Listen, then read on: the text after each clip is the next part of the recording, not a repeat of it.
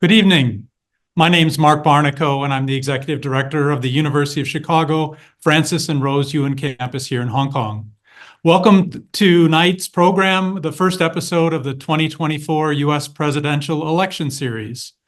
We're sharing today's video event live via Zoom, Facebook, and YouTube. And if audience members have questions to submit, you can do so by clicking on the questions and answer button and first registering on Zoom. I also encourage all of you to visit the UChicago Hong Kong campus website at www.uchicago.hk and subscribe to the e-news for the latest news and information about our programs. Following our very successful U.S. presidential election series in 2020, we're bringing the webinar series back to you this year. Working with our faculty lead, Professor Robert Pape, and 4 other UChicago's leading political science faculty, our team will be delivering 4 programs covering the first program this evening, Violent Populism in America. The second program, coming up in a couple weeks, Geopolitical and International Economic Implications of the Election. The third program will be on disinformation and political implications. And then finally, the fourth episode, which will actually take place after the presidential election, on the resilience of American democracy. Tonight, we're going to kick off the series with Professor Robert Pape, discussing a very timely and important topic, the era of violent populism in America. Professor Pape was called away to Washington just on Tuesday. He was kind enough to proceed with the program this evening from his hotel room this morning in Washington before he goes off to several briefings in Washington. Using years of national surveys of political violence in the United States, Professor Pape will explain the rise of violent populism in America and what to expect heading into and after the 2024 election. Let's get started tonight with a brief introduction of our speaker. Professor Pape, he's a professor of political science at the University of Chicago and the founding director of the Chicago Project on Security and Threats. His research focuses on international security affairs and political violence, and he is absolutely the foremost expert in this area. His publications include Cutting the Fuse, The Explosion of Global Suicide Terrorism and How to Stop It, Dying to Win, The Strategic Logic of Suicide Terrorism, and Bombing to Win, Air Power and Coercion in War. You can find the links to these books on our event page that you registered on this evening. And I also wanted to mention that Professor Pape was our latest guest on our podcast that we produce here in Hong Kong called The Course Podcast.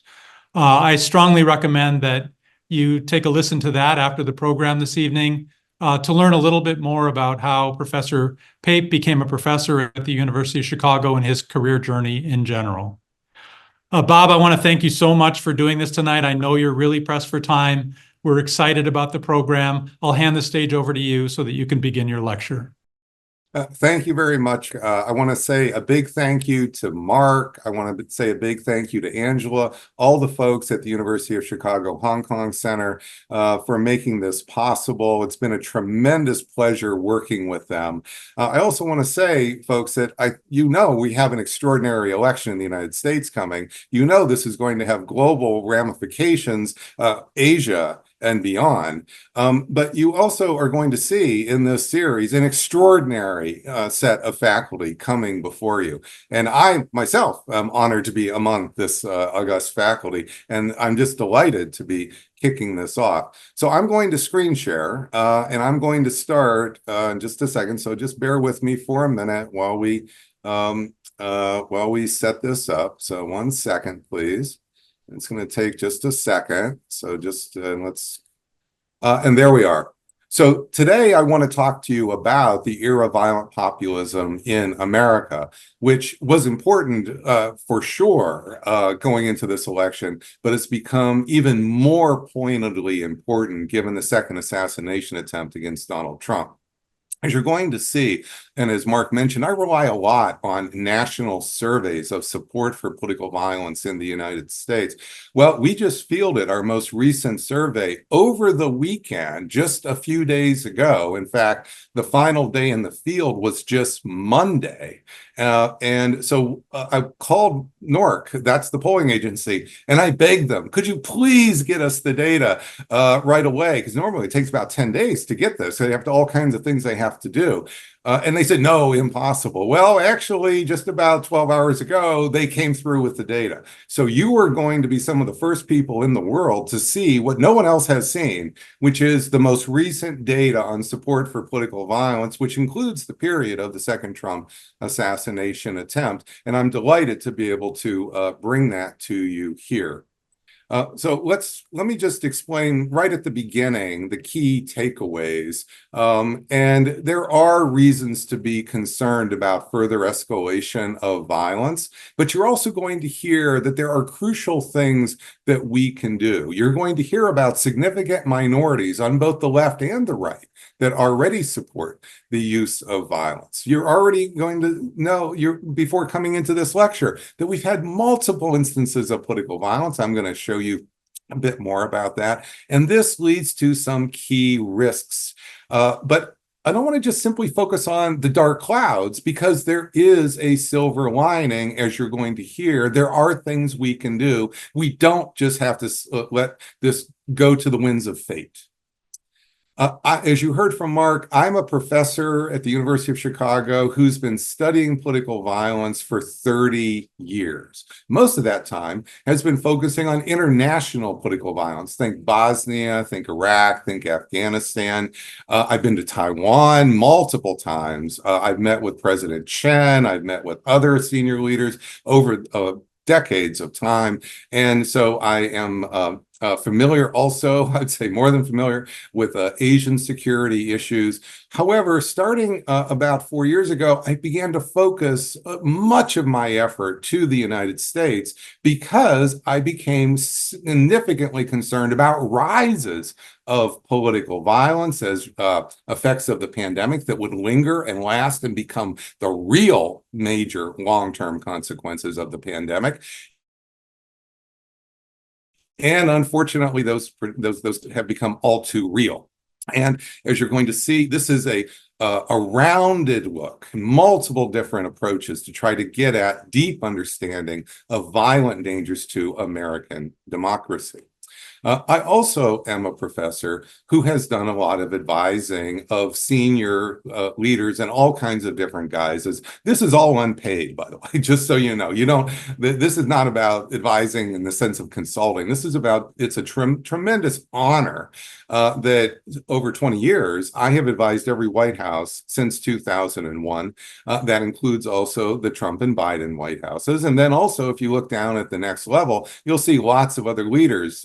You'll see the chancellor in Germany. You'll see Jacinda Ardern. You'll see senators, and you'll also see secretaries of DHS. So this is something that I have just been honored to do. That this research is done in time for decision makers to actually make use of the information, and that's a big part of what I do, and also what our center, the University of Chicago Project on Security and Threats, does.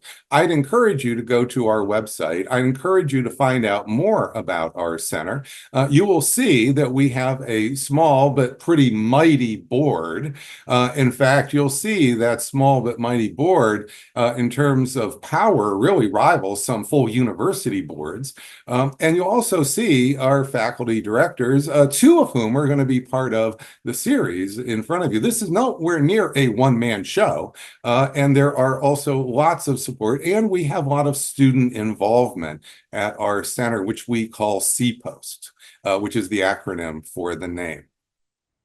Now, also, the material that I've been doing on American political violence has had a lot of reach and beyond government and in the media. And I want to call your attention to a brand new 90-minute full film documentary that's coming out next Tuesday on YouTube. You'll be able to watch it.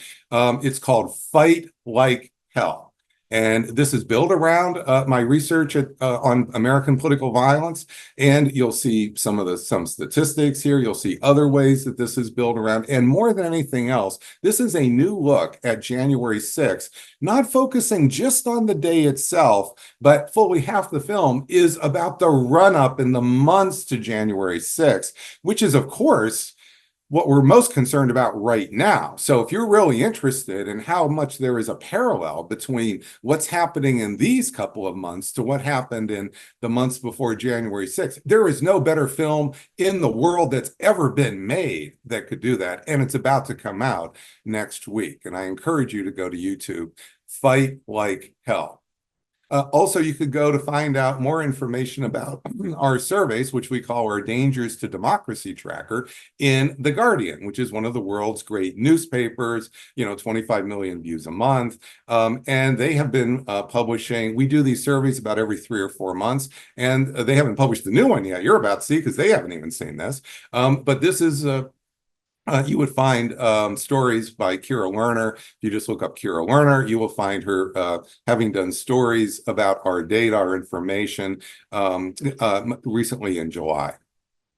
Now, what are we going to do today? Today, we're going to talk about the extraordinary era of violent populism in the United States. We'll talk about these surveys. We're also going to try to get a deeper understanding of why this is happening now. And we're then going to focus on some specific concerns, but also solutions and strategies here that you'll see we now have some viable information, not just simply guesswork about what to do.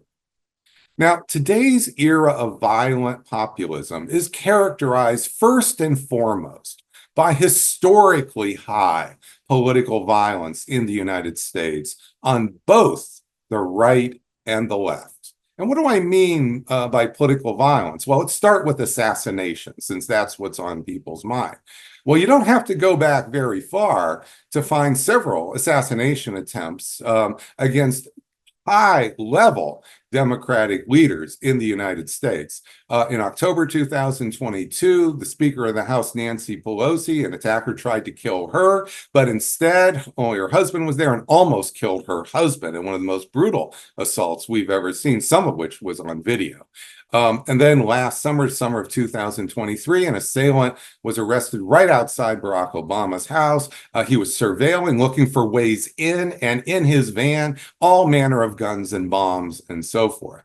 Well, then, of course, we've had the famous 2 attempts against former President Trump that have just happened, as I don't think I need to belabor here. And so what you are seeing is in a very short period of time, just a period of basically 24 months, I am showing you 4, and I could show you a few more. This period here, to find something so concentrated, so many assassination attempts, you've got to go back to the 1970s, 1981. So it's not totally unprecedented, but it is extraordinary. And if you have to go back 50 years, that's telling you a degree of how extraordinary this period has been. But it's not just about those. We've done a study at the University of Chicago Project on Security on threats to members of Congress, because we wanted to know, well, if we went back to 20 years, 2001, how many times has the Justice Department prosecuted people for threatening members of Congress? And has that changed? Well, we found it did. It rose on an annual basis 5-fold starting in 2017, and it has stayed up on that annual basis since. That was not simply a blip, and it's still going. And that spike in that historical spike in prosecuted threats to members of Congress is essentially happening roughly equally to both Democratic members of Congress and Republican members of Congress. And we can look this out by name. You see, once you have a a prosecuted threat in the United States, there is public information. The criminal indictments are public, and we have our large research teams, our student research teams, which include even undergraduates, master's and PhD students. That is one of the big advantages we have at the University of Chicago. Super smart students, hungry to get their hands on real research, really contribute, and we have ways of doing that. These are led by not students, but by actual PhDs, 40-year-olds essentially, who work for me full time. But this is what's possible that we can do, which is really path-breaking at the University of Chicago. But let's cover another dimension of violent populism, which are violent political protests. And what we can see is in the summer of 2020, there were violent political protests on the left. George Floyd protests, true that most of them overwhelmingly were peaceful, but 7% were declared riots and were quite violent. And that was across the country, Minneapolis, Chicago. And we studied the top 50 cities in the United States. We could have done the top 100 or even top 250, and we would have found uniformly riots across almost every single one of those cities during that summer. And these were for clear purposes, political purposes, many of them focusing on defund the police.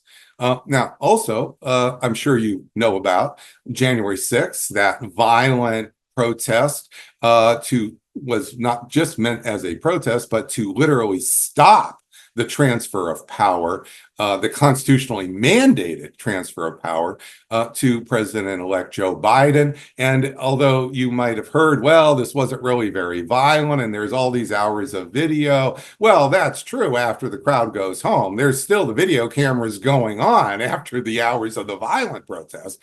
So you can run many, many hours of video and say that was peaceful. That's not the heart of this. The heart of this is in a 2-hour period. We have lots and lots of photographic images of exactly the degrees of violence. And so this really was, in fact, it's even hard to find a precedent here, because we could go back to the American Civil War or even the War of 1812, but we really don't have an instance, even during the American Civil War, of a violent crowd storming the Capitol. No one did that for Abraham Lincoln, for example, which was the precursor of that, his election to the American Civil War. Also, student protests on campus in the last year. This was both in the fall of last year and also in the spring. And these, again, many very peaceful. However, many not peaceful, storming buildings, lots of fights with police. And this is another instance of violent populism on the left. And in fact, if you Google around and you start to search for what were the demands of these protesters, you would see that in many of these cases and around the country, they weren't just demanding things related to Gaza and Israel. They had quite extensive demands related to social justice in all kinds of different ways that follow a lot of left-wing grievances that have been part of what I would call the grievances of violent populism. So overall, you could go back to the 60s to find this kind of violent protest. But again, if you have to go back 50 years, 60 years, and we have some things like January 6th are virtually unprecedented, this is really telling you we are in an extraordinary era of violent populism in the United States. Now, let's understand this a little bit more. Let's get a little bit more understanding of why is this happening? Why is this happening now? You see, America is at a precarious moment for our democracy, and it's not just happening randomly. And although there are multiple causes, and the pandemic certainly aggravated those causes, this is really, including January 6th, a symptom of a larger issue. And it's not even narrowed down to simply Donald Trump. You see, America is transitioning from a white majority democracy to a white minority multiracial democracy. And this has not happened in America's 200 plus year history. This is the big transition. Now, you'll see it's been going on, this transition bit by bit, yes, for some time, but starting about 10 years ago, and it will go on for about 10 more years, we are at the tipping point. This is the transition generation, and this is the structural fact that's underneath a lot of the violent populism, as you're going to hear, because you see, there's a significant minority in the United States that wants to stop and possibly reverse this transition, aka 10 million plus deportations. There's another radical minority that wants to continue and possibly accelerate this transition. This is what's happening on the left. So these are the underlying factors, the underlying structural issue that is producing this era of violent populism on both the right and the left. And it's going to go on for probably about another 10 years because we're not yet fully to a white minority democracy yet. This is really shaking the United States. I am actually ultimately optimistic that we're going to come through this transition period, but it is not 100% certainty. I am just optimistic, and I'm working hard to help us get through this period. This is why this particular election is the most consequential, will impact America's identity for generations, and maybe the most dangerous election in our lifetime, which I've been predicting here since the spring. And unfortunately, those predictions are coming, the worst ones are coming true. Now let's look at our most recent survey. As I said, literally out of the field last Monday. And this is done with NORC at the University of Chicago, the gold standard of methods here. There's no better survey that you could get. This is not just a handful of undergrads dialing or phones or punching cell phones over a weekend. And you'll see that we have an excellently high N, and we also have a narrow margin of error, which is really going to help us understand what's occurring. And we can also, since we've been doing this over time, see how the data has changed over time. Now, the key first finding here is that there's more support for violence against Trump than to restore Trump.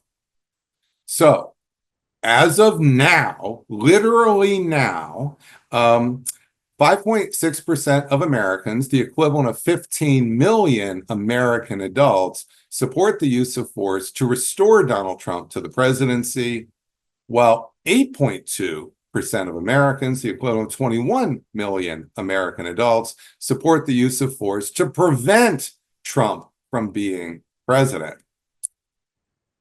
You can see here that equates to about 21 million, and you can see the red, but I want to focus on the ambivalent.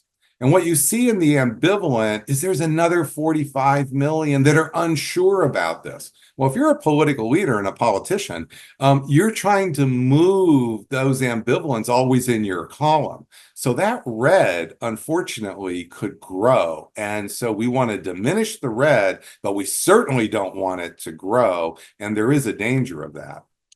Now, we can also ask other questions, and we've done this in our survey, so we're not bringing this from outside the survey.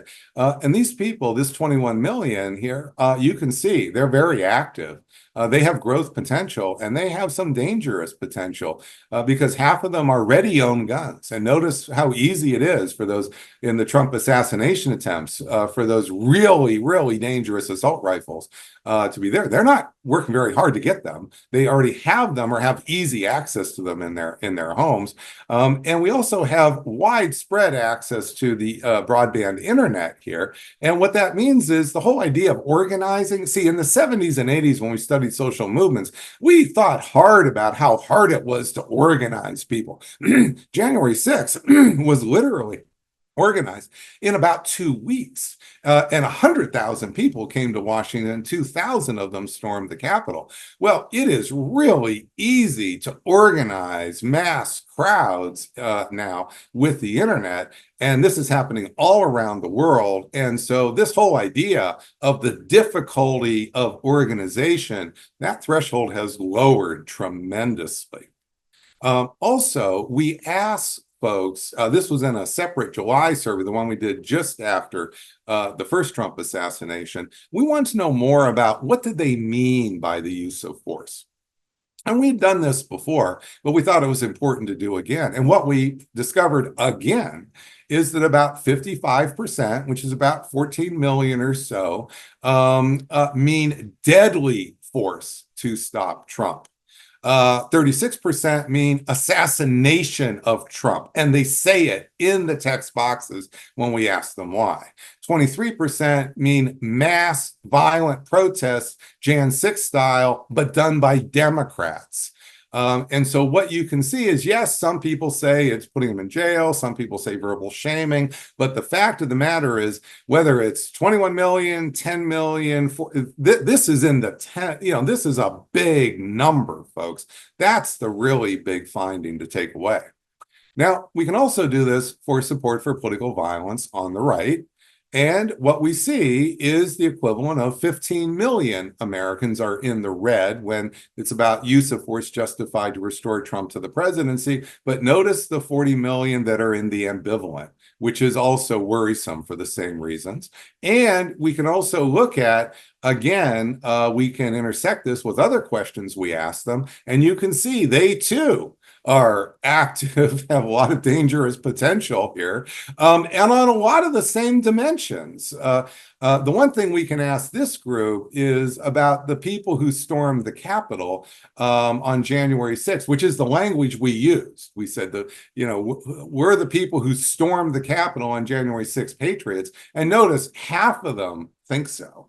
That's really telling about their understanding of what that use of force really means. So now that you know this, however, we can ask a question that we could not even have asked before really Monday, which is, what was the impact of the first assassination attempt on Trump? Now, one might think that due to all the anger that was expressed on right-wing media in the United States after the first assassination attempt, with all that volume, that the support for violence for Trump would go up. But one could also think that due to all the calls for unity among both Democrats and Republicans, and simply a general reluctance of people to see violence, that support for violence for and against Trump would go down. Well, let's see what the trends actually show, which is why we do these quarterly surveys. And what you see is that violence support has actually changed, and it's gone slightly down. It certainly has not gone up for violent support for Trump, but it's actually gone slightly down within the margin of error. But the big finding is it's not skyrocketing up. Also, we see this for the same pattern on the left. That is, violent support is actually slightly down, again, within the margin of error. But the big finding is it's not skyrocketing up. This is extremely important finding, because remember what I said, we had all this explosion of calming statements here, and this is showing those certainly did no harm and most likely did a lot of good, and we should do that again. There's been a bit of that. It's only been a few days since that assassination attempt. This tells us we need more and should do more, and it would be valuable to do more. So the bottom lines is that support for violence for and against Trump did not go up, both slightly declined. And this is a silver lining in a dark cloud that points to credible responses to the second Trump assassination attempt, which is critical, because as we get further closer to the election, we could have more Trump assassination attempts. We could have retaliatory, spiraling violence by Trump supporters against Democrats. And after the election, we could have replays of the losers using violence to change the outcome. And of course, you would be most concerned on the right simply because that happened the last time. So these are the reasons why we need to do more as a country and do it now. And we now have evidence that it is worth doing it. We don't have to just let this go to the winds of fate. Now, what are the root causes here? You're going to hear about polarization. You're going to hear about social media. You're going to hear about Trump, and you've heard about them in the news. And there's no doubt that, and you may even hear about these from my other colleagues here. I'm not telling you they all agree with me or anything. We all have our own individual research here. But is there something else? Well, I believe all of those factors matter. They kind of pour gasoline on a fire, but there's an underlying fire. There's an overriding source for the conflict we're seeing inside the United States that is going to have these global reverberation effects. And that common underlying source is demographic change. You see, the United States, as I told you, is going from an extreme white majority democracy where we were 50 years ago to now a white minority democracy. This is also happening in Canada. It's also happening in Britain. It's also happening in Germany. It's also happening in France. It's also happening in Brazil. Different minorities, different change here, different time frame. The United States is the leader leading this in terms of timing, but that's why those other countries are having similar effects as well. And I've briefed their governments on that. But if you look at the tipping points here, if you look at the timing, you can see that we are fast heading to, according to the Census Bureau, that change. And it's probably going to happen somewhere around 2035. But we are now at the cusp of change. And that is what is, I believe, the underlying factor. Because you see, that white majority that's now becoming a white minority, we've done focus groups with this group. Many of them think they're going to become second-class citizens. That is, the change is not happening from superiority to parity. It's the fear is the superior group is about to become the inferior group and punished.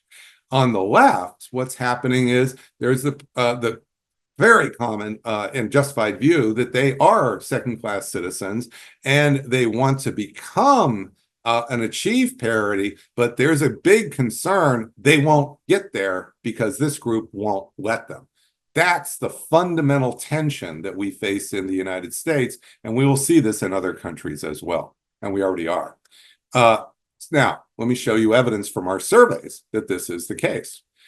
So we've asked in our surveys, and this is from the actual September survey. So we did all this crunching. My research team stayed up late here. So that's why there's a few typos in the screen. Sorry about that, folks. But we've literally been sleeping only a few hours in the last few days. And what you can see is if you believe on the right that the Democratic Party is deliberately trying to replace the electorate through immigration with new, more obedient, non-white voters, you are 7 times more likely to support force to restore Donald Trump to the White House. That's a really strong relationship here. And this is called this idea called the Great Replacement idea. This is something that I first discovered in my first set of surveys in spring 2021. I published a big piece in the Washington Post and went viral on this. You may have heard about the Great Replacement right now. That came from our research.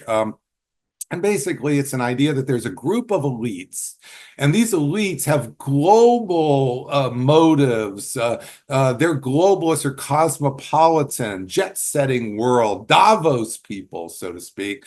And these elites can be white, they can be non-white, they can be Jewish. In fact, they're blamed. Many Jews are blamed to be part of this group who have their own motives for doing the replacement. And their motives are political power for them personally and financial motives to make a financial, and the media here is blamed as part of this. And this idea of the Great Replacement is not unique to the United States. France, big books on this in France in the last 10 years. You would find this in some of the shooters, say the Norwegian shooter of 10 years ago. But this idea is really a powerful idea And it is, you can see, a big source of support for violence. You also see something not identical, but something somewhat similar on the left. There are many people on the left who believe that America is a systemically racist against non-white people, and always has been. Well, if you believe that, then you are 3 times more likely to support the use of force to prevent Trump from becoming president. Again, powerful relationship here. And this is, again, helping to understand that demographic change, the structural factor, is seeping in as the key source of conflict, I would say, in our country, and it will be in others.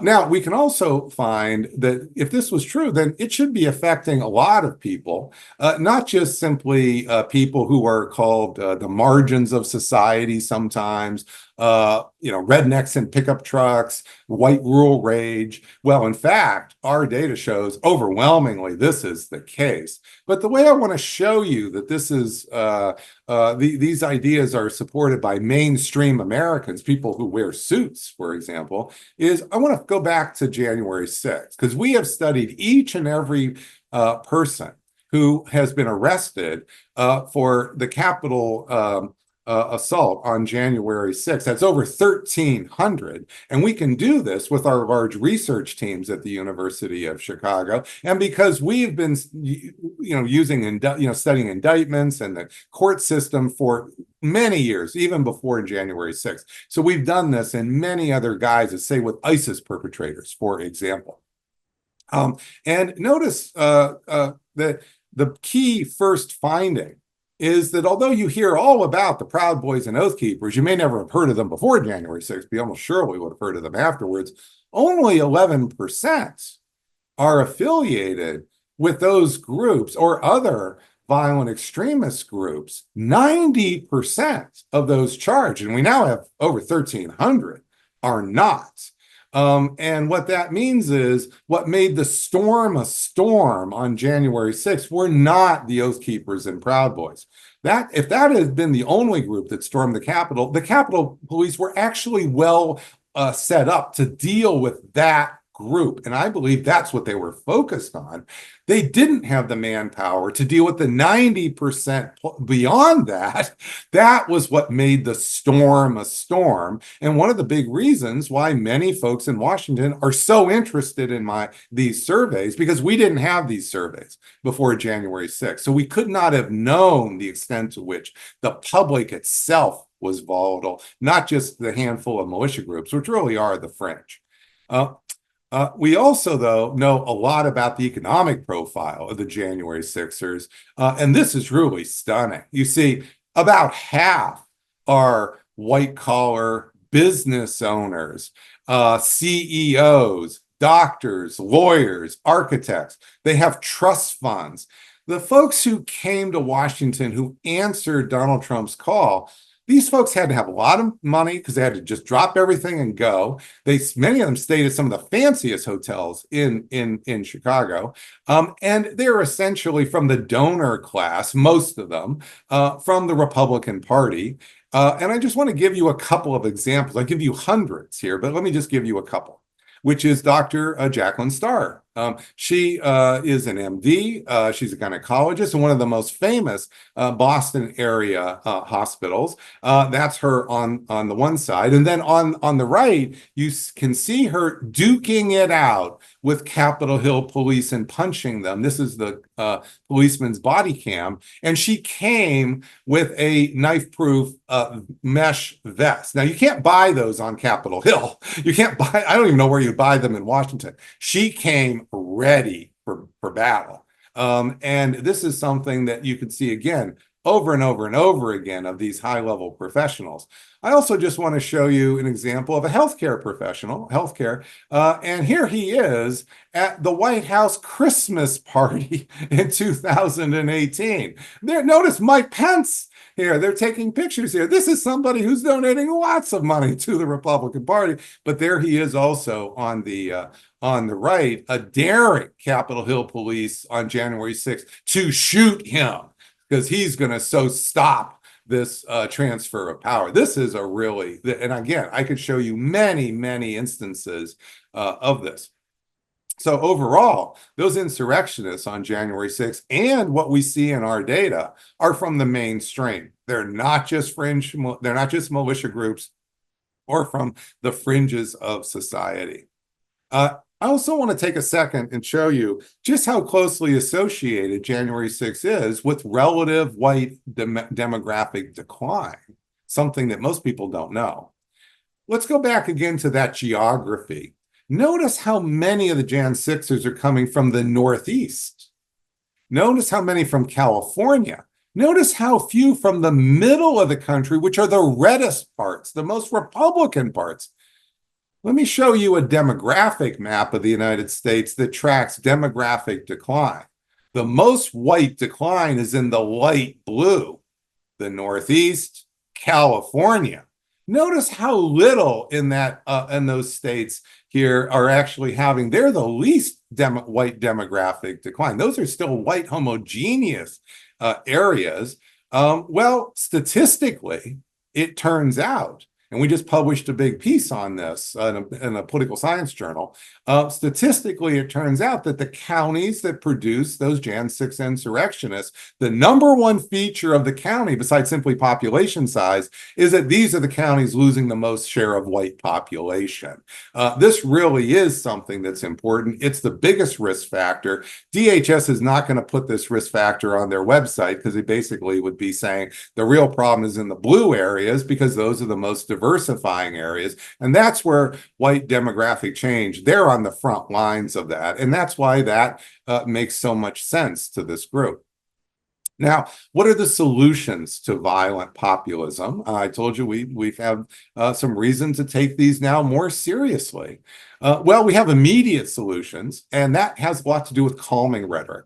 I've been suggesting this for almost 2 years now. And in the beginning, everybody laughed, oh, no politicians are ever going to start to issue the right kind of statements, Professor Pape. Well, you're going to see that's not true now, and that hasn't been true, and it is mattering. In the medium term, I do believe that would be, say, after the election, that we need some more moderated immigration policy. I think that would help. In the longer term, there is, despite all the carping you hear about the two-party system, there's reason to think that the two-party system may be our ultimate shock absorber. Now, these don't guarantee that we have a soft landing. However, if we work hard, we can get there. Now, the vast majority of Americans, the big news here that's good in our surveys is that the overwhelming majority of Americans abhor political violence, and we should lean into that. We should lean into them and not just simply ignore them. That's what my strategy is built around that's different than what you're hearing from others. What do I say the vast majority? Our survey just found a few days ago and has continued to find that 3/4 of Americans abhor political violence. That includes vast numbers in the Republican Party, vast numbers of Democrats. And this is supporting a joint statement of all things, so to condemn political violence. So this really is a strong measure of just how much they abhor political violence. In fact, in our polarized world, it's hard to find any other issues, political issues, that 75% would agree on. Now, the immediate goal, though, I just want to be clear, is not to cause the radical wings to end their anger exactly, but to encourage them to redirect it. And that's what I want to call attention to, you see, because there's an actual strategy here. The best way to prevent political violence by leaning into the middle is to have leader statements that are going to encourage redirecting the political anger of the wings away from violence and toward voting. So it's not just to simply put those radicals on couches and give them therapy or give them drugs or something, or re-educate them the way some leaders in the United States have called for, which only produces defiance and I think makes the problem worse. This is a new strategy. And what it means, important to see, that you are seeing just in the last few days, Biden, Harris, Waltz, issuing calming statements, specifically calling for the redirecting of political anger away from violence and toward voting. And this has happened before. In fact, Joe Biden, after the first assassination attempt, and this then led to a whole stream of political leaders following in his wake, he gave a major Oval Office address condemning political violence. And when you say wherever it comes from, on whatever side, he's speaking to his own Democratic constituents. That's the big challenge you see for the politicians. It's easy for a Democrat to complain and condemn violence by a Republican side, or it's easy for Republicans to condemn violence by Democrats. The hard thing for the political leader is to condemn violence, even if it comes from their own constituents. So this is a strategy built to enable and encourage that. And we have some leaders that are going down this road. President Biden did this as he was fighting for his political life. He did this. And Kamala Harris now, just on Monday, you're going to see, has done the very same thing as she's fighting for her political life. Well, this helped a lot, I would argue. It certainly didn't hurt from the evidence that you've seen. And this is what we need to encourage going forward. Now, in the medium term, I think that it's important that we moderate immigration. We're not going to arrest this white demographic change. It's going to happen around 2035, 2040, somewhere in that window. But it is the case here that having a more moderated policy would probably do some good to help cool some of the anger. And what do I mean by a moderated policy? I would go back. This is the curve of the annual illegal flow of immigration. That's what this is all about. And notice in the Obama years, which start in 2008 and go to 2016, that was the golden era according to immigration. And that was under a Democratic president, a left Democratic president. We should go back to the Obama standards. And also understand during those years, each year, hundreds of thousands of illegals were deported. It happened. So I'm calling for going back to the Obama immigration policies. This would not stop things, but it would also, if we look at the curves, these curves assume the Obama era policies. That's on the left, you can see that immigration is mostly accounting for a lot of the population growth in the United States because white birth rates have dwindled to, so far down. So it is not surprising it's the big issue. On the right, you see, well, what's going to happen if we just have the Obama rates going forward? And you'll see there'll still be demographic change. It just is going to be more moderate than if you accelerate that. And I think this would be good for the country on whoever wins. I would make the same argument to Trump, same argument to Harris. Now, long term, I think we should recognize that our two-party system, as many people complain about it, but it has an incentive built into it. And you are already seeing this. You're seeing one side taking policies right out of the other. Donald Trump says something, and surprise, surprise, a month later, Kamala Harris has almost exactly the same policy. And now, increasingly, Kamala Harris says something, and surprise, surprise, Donald Trump has almost exactly the same policy or something quite similar. That is how the two-party system encourages, during the general election, movement toward the center. Yes, it causes outbidding and extremism during the primaries, but they do, each party, have incentives to actually win.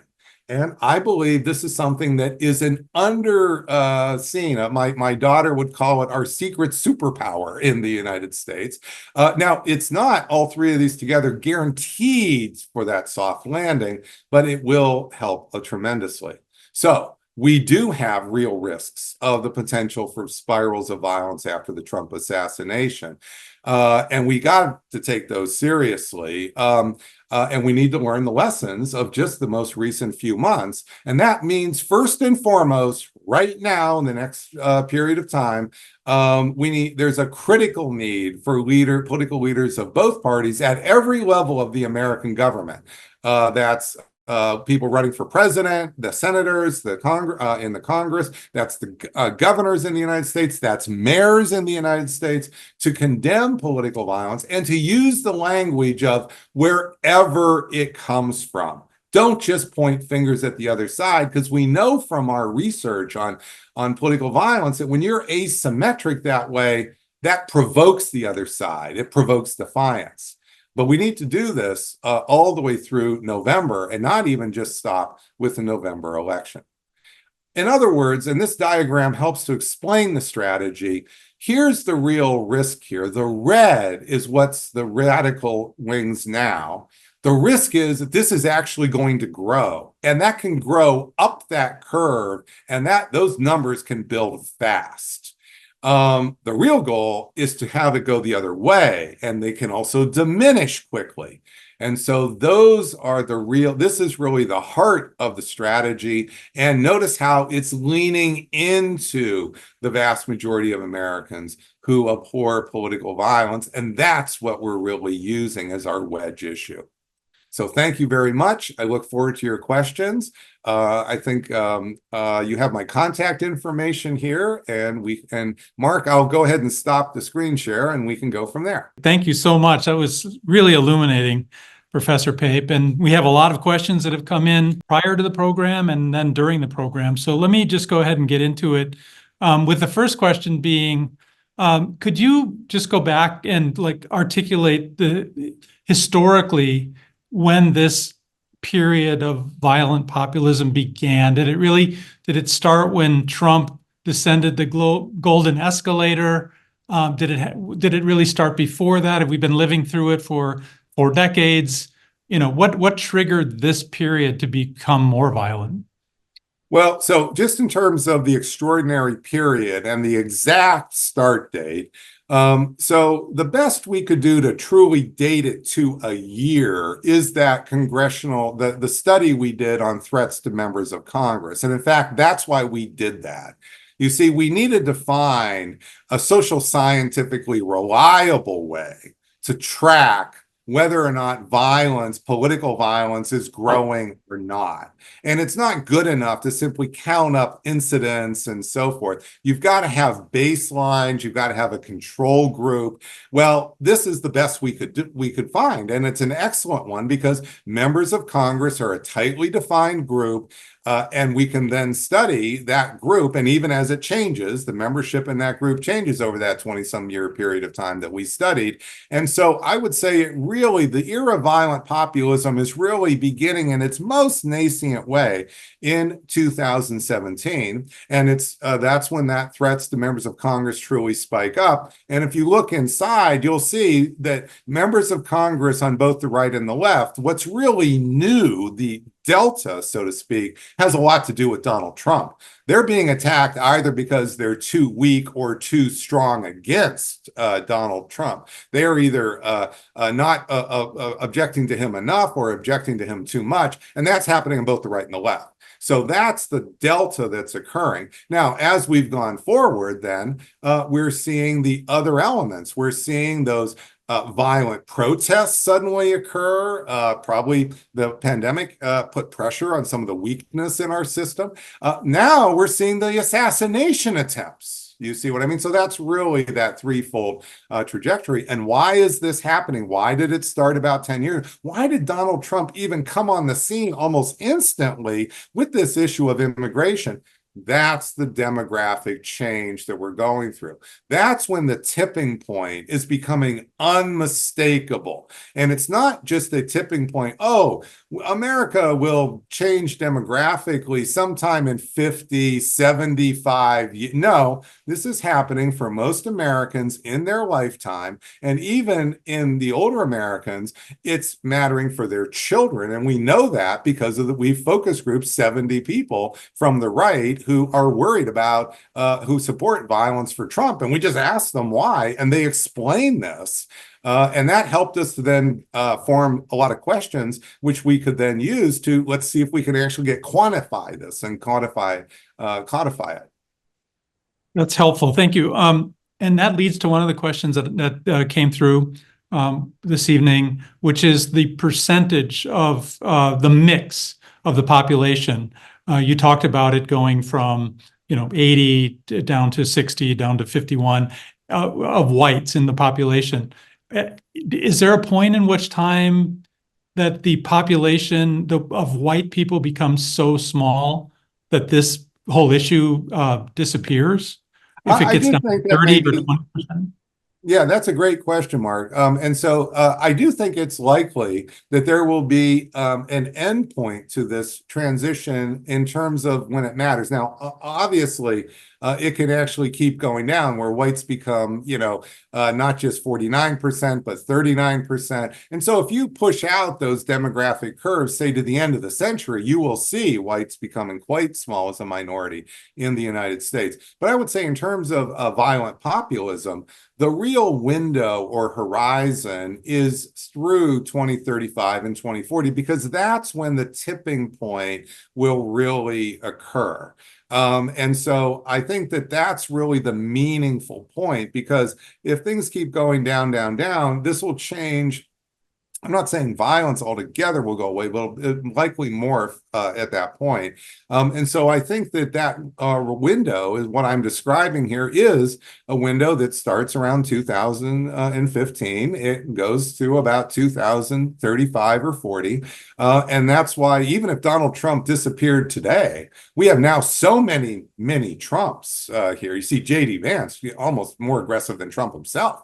Right. That there's going to be many politicians here, many folks in the media space who are going to come in to fill the void. This has been going on too long here to have it just simply change with the disappearance of even the leader.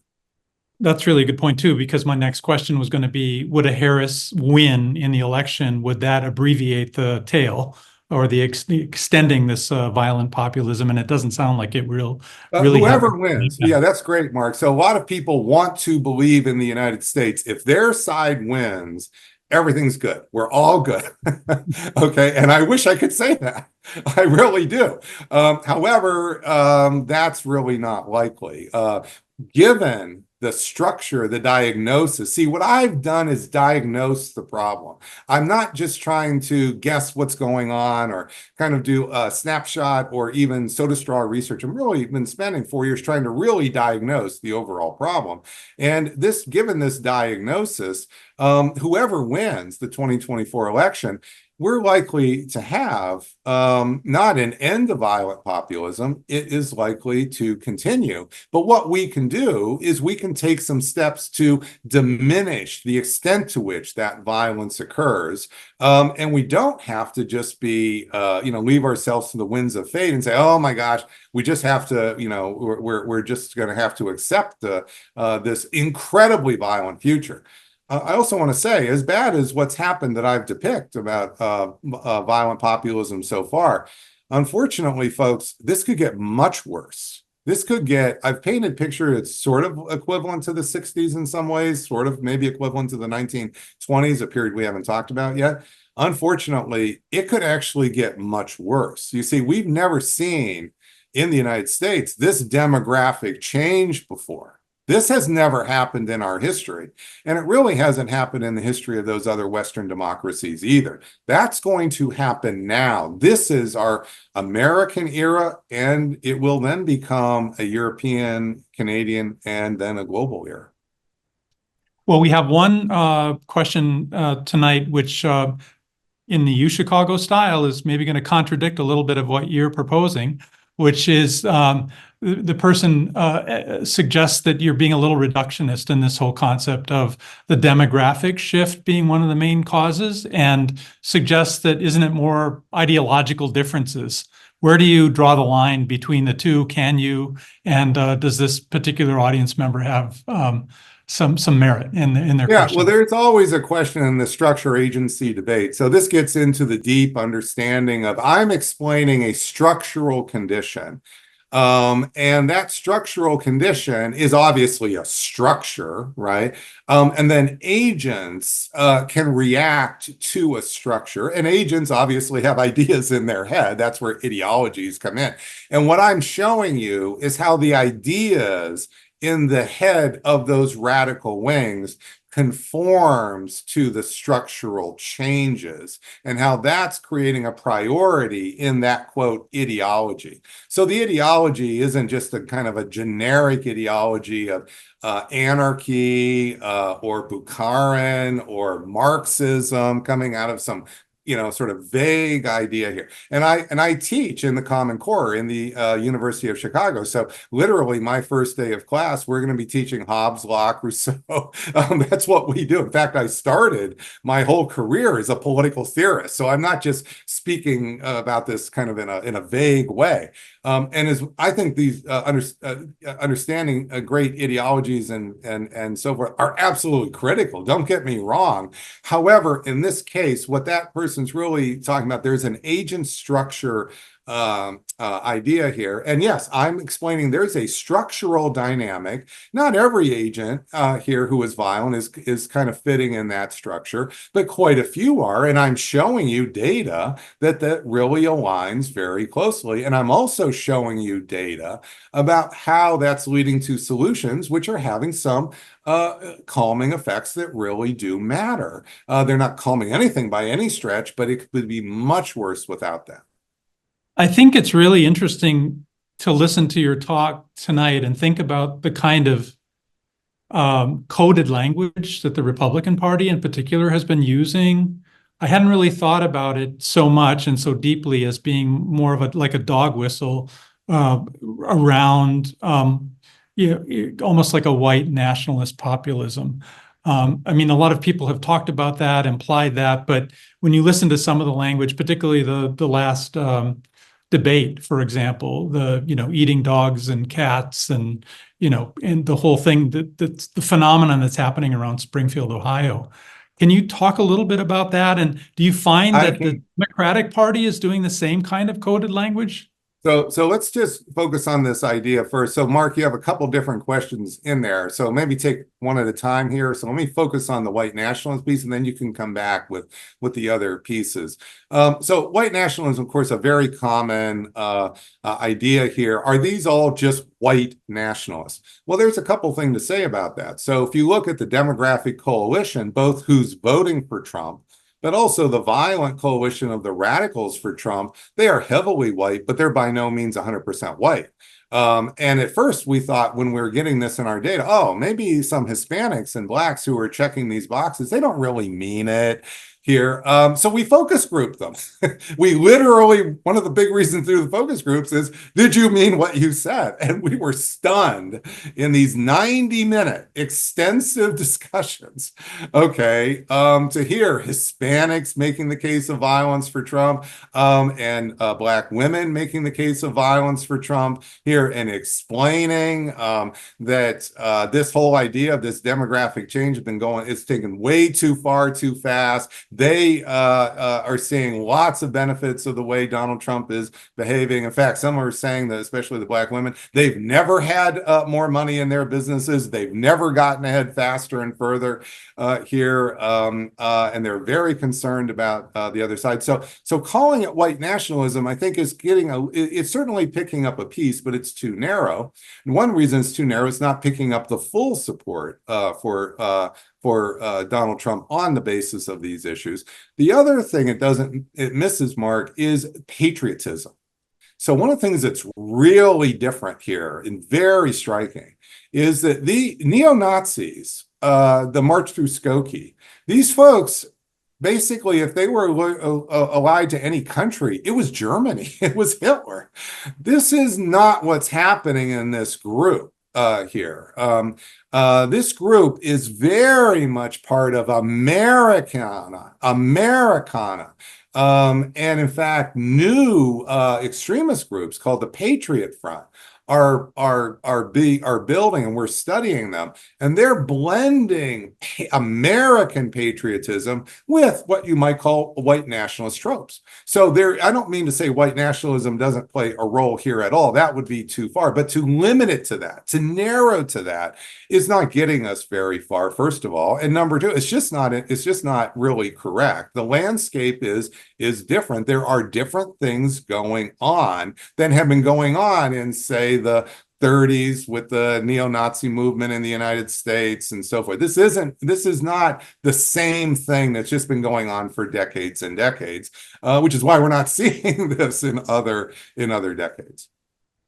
I think we saw in the 60s, this phenomenon, I don't know if you'd call it that, but the copycat incidences of assassinations. And is that something you're taking into consideration in your research to, the first? Well, with any individual, that's a good one on the copycat.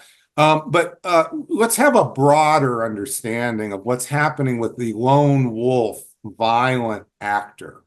So what I am saying here, and what folks like me who study support for political violence think, and this is not unique to the United States, is that when you have broad community support for political violence, as you're seeing here in the United States, that doesn't mean each of those people will act violently. What they're doing is normalizing violence. And what that does, making it normal, is it's nudging actors who are volatile, and they may be volatile for mental illness, psychosocial reasons, and so forth. It's nudging them to act violently for that cause. And that's why what you're seeing with a number of these lone wolves and these assassination attempts are essentially movement hoppers here, and the press can't figure that out. Well, the press doesn't study political violence. and I'm giving you a more complicated picture than they bad. Okay, I'm explaining to you what's really happening. Now, the FBI understands this. I can guarantee you that. But what's happening is that support for political violence creates a mantle of legitimacy that they point to, and that it nudges those volatile actors to commit violence for that act they think will be basically supported. A great example of this is the Pelosi attacker in October.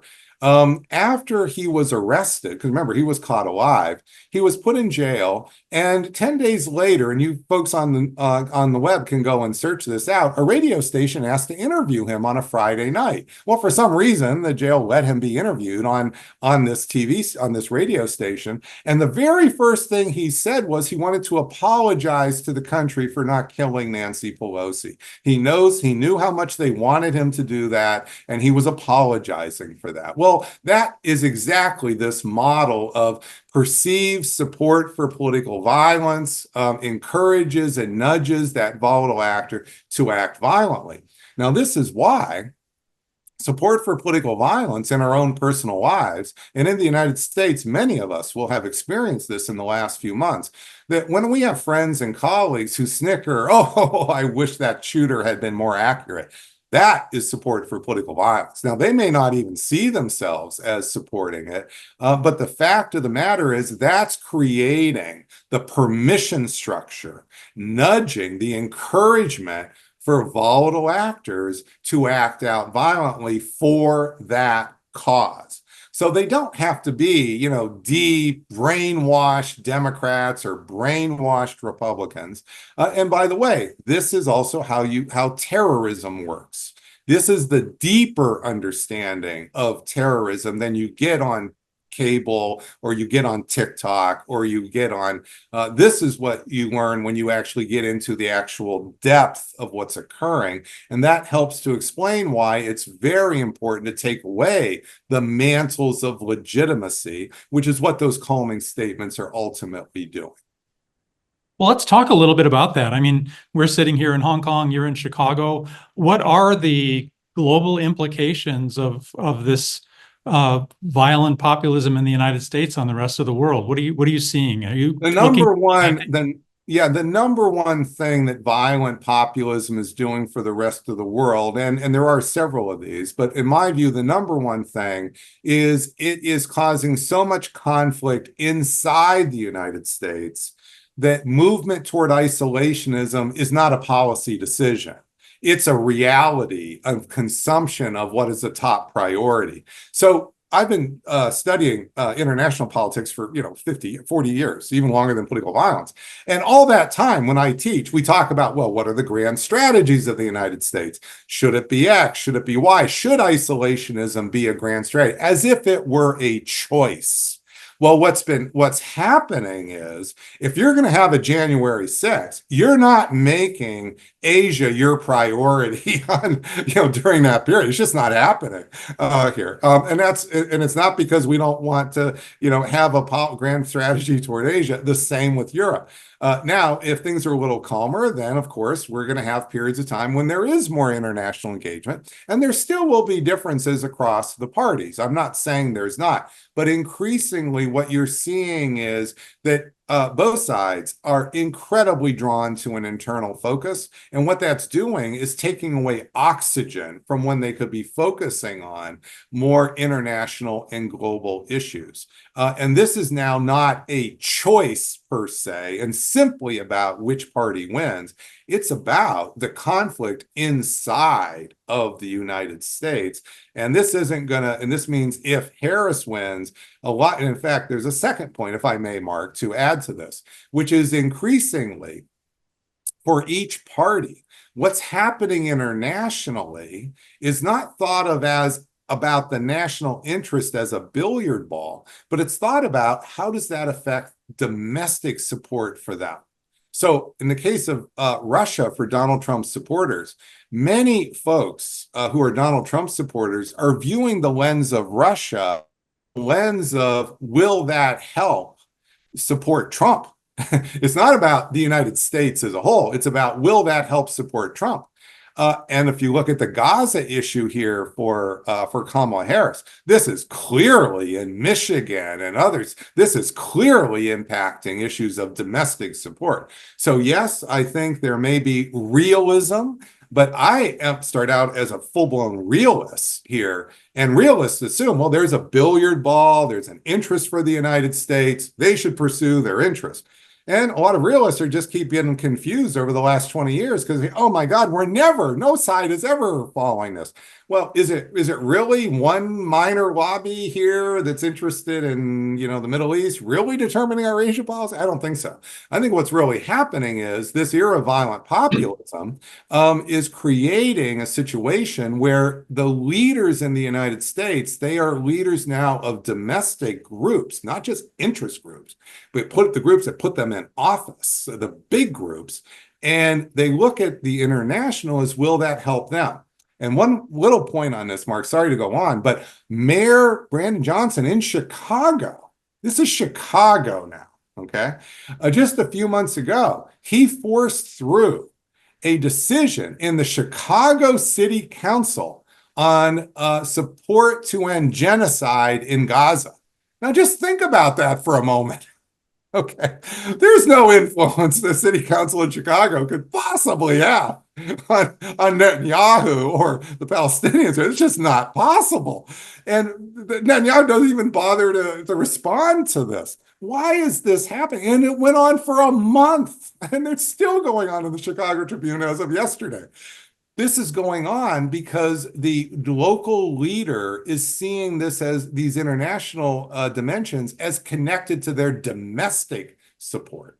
And that is another part of what is occurring here. This is a breakdown of realism that's occurring. Well, I know you have a hard stop and you have to go brief some people in Washington, but maybe one last question that came from the audience about, regardless of who wins the election in November, Republican or Democrat, what do you think either party can do to try to tamp down beyond what you've already talked about, obviously, with the calm rhetoric? What can they do are there any policies? Are there any laws?